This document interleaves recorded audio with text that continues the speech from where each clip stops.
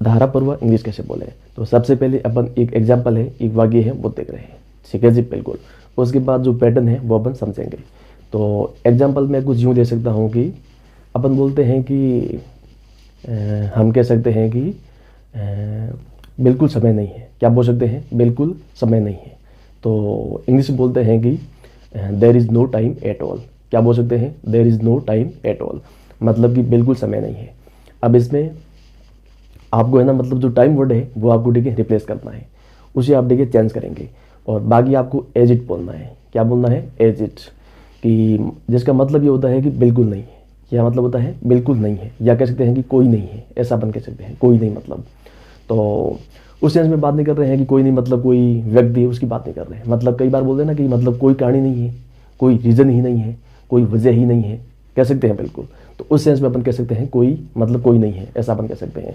या कह सकते हैं मतलब मोटा मोटा अर्थ होता है वो अपन कह सकते हैं कि बिल्कुल नहीं है। क्या बोल सकते हैं? बिल्कुल नहीं है। तो अपन कह सकते हैं कि अब इसमें ना सेंटेंस था कि मतलब कोई, अपन बोल सकते हैं कि बिल्कुल समय नहीं है। तो क्या बोल सकते हैं? या कह सकते हैं कि कोई समय नहीं है, तो there is no time at all. या बिल्कुल समय नहीं है, there is no time at all. तो लास्ट में जो एट ऑल है उसका मतलब होता है बिल्कुल। क्या होता है? बिल्कुल। या कह सकते हैं कि बिल्कुल नहीं है, ऐसा कुछ भी। तो एट ऑल का मतलब होता है बिल्कुल। और अब देखो, आप टाइम है वो डिग्री चेंज करेंगे, बाकी आप कुछ नहीं करेंगे। तो मैं कह सकता हूँ जैसे कि मतलब बिल्कुल पैसे नहीं है। क्या बोल सकते हैं? बिल्कुल पैसे नहीं है। तो क्या बोल सकते हैं?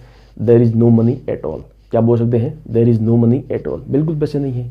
या हम कह सकते हैं कि मतलब कोई वजह नहीं है, कोई वजह ही नहीं है, कोई रीज़न ही नहीं है, कोई कारण ही नहीं है, कोई सबब ही नहीं है, कह सकते हैं बिल्कुल कुछ भी अपन कह सकते हैं।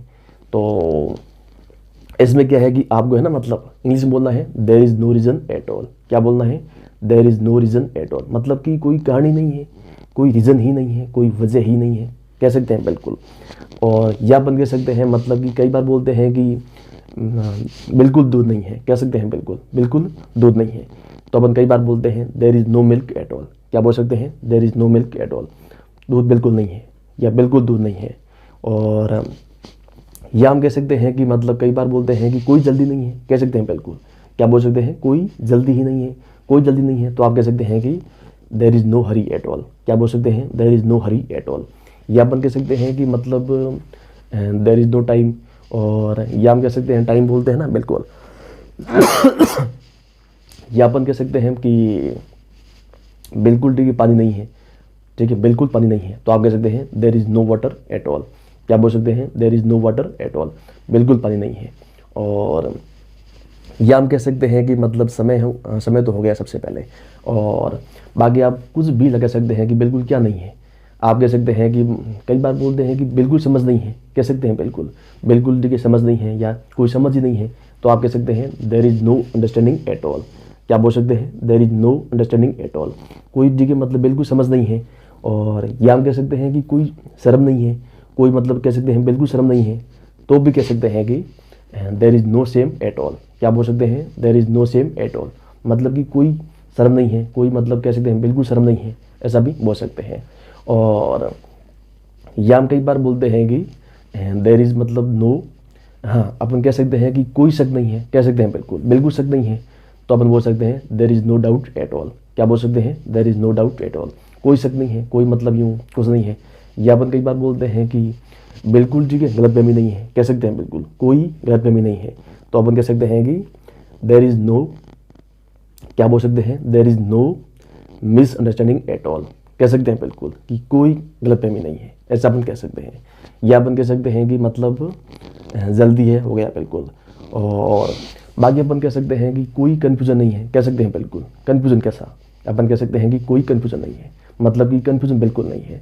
तो आप बोल सकते हैं there is no confusion at all. क्या बोल सकते हैं? There is no confusion at all, मतलब कि कोई कन्फ्यूज़न नहीं है, कोई भ्रम नहीं है, ऐसा आप कह सकते हैं। या बोल सकते हैं there is no illusion, there is no delusion at all.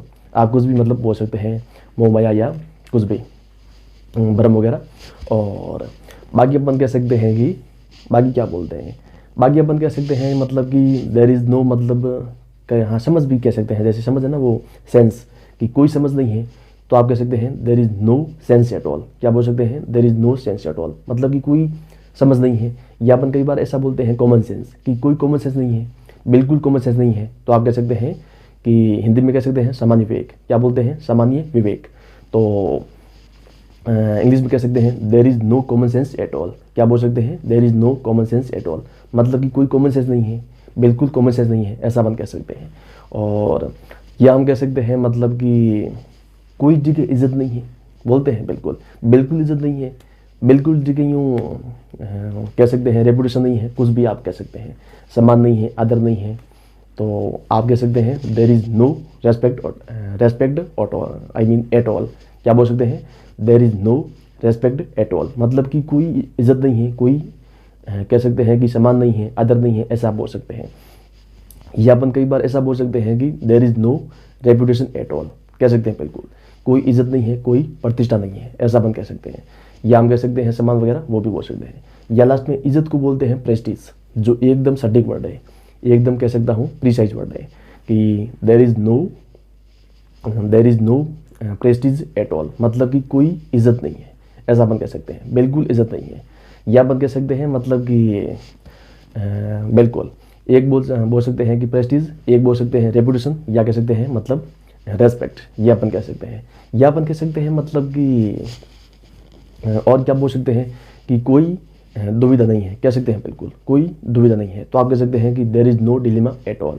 क्या बोल सकते हैं? There is no dilemma at all, मतलब कि कोई दुविधा नहीं है। या अपन कई बार बोलते हैं कि कोई समस्या नहीं है, कह सकते हैं बिल्कुल कि there is no problem at all. ये अपन कई बार बोलते हैं कि कोई समस्या नहीं है, बिल्कुल समस्या नहीं है। तो आप कह सकते हैं देयर इज़ नो ट्रबल। यहाँ ट्रबल बोल सकते हैं, प्रॉब्लम बोल सकते हैं, इशू बोल सकते हैं, कुछ भी। या नुइसेंस है कि नहीं, हैम्पर, कुछ भी, कोई बाधा है, बिल्कुल। तो there is no problem at all, कोई मतलब समस्या नहीं है, कोई प्रॉब्लम है, कोई जहमत है, कुछ भी आपको नहीं है, मुसीबत है, कुछ भी। और या अपन कई बार बोलते हैं कि कोई ऑब्जेक्शन नहीं है। क्या बोल सकते हैं? कोई ऑब्जेक्शन नहीं है, मतलब कि कोई एतराज़ नहीं है, बिल्कुल एतराज़ नहीं है, बिल्कुल आपत्ति नहीं है, कह सकते हैं बिल्कुल मुझे भाई क्या आपत्ति है कि नहीं, मुझे क्या एतराज़ है, मतलब कि मुझे कोई आपत्ति, मतलब कि अपन ऐसा बोलते हैं कि कोई आपत्ति नहीं है, कोई मतलब एतराज़ नहीं है, कोई ऑब्जेक्शन नहीं है। तो कह सकते हैं there is no objection at all. क्या बोल सकते हैं? There is no objection at all, कह सकते हैं बिल्कुल। तो वैसा आप कुछ भी कह पाएंगे, आपको इसमें देयर इज़ नो और लास्ट में एट ऑल लगातार बोलना है। बाकी जो है ना, नो के बाद आप कुछ भी यूज़ कर सकते हैं, जैसे टाइम है, ठीक है जी, मनी है, कुछ भी आप लगा सकते हैं, तो उसके बाद आप कह पाएंगे। तो आई होप कि आप समझ गए हैं, ठीक है जी, बिल्कुल। तो that is all for today and love you guys, and फिर मिलेंगे।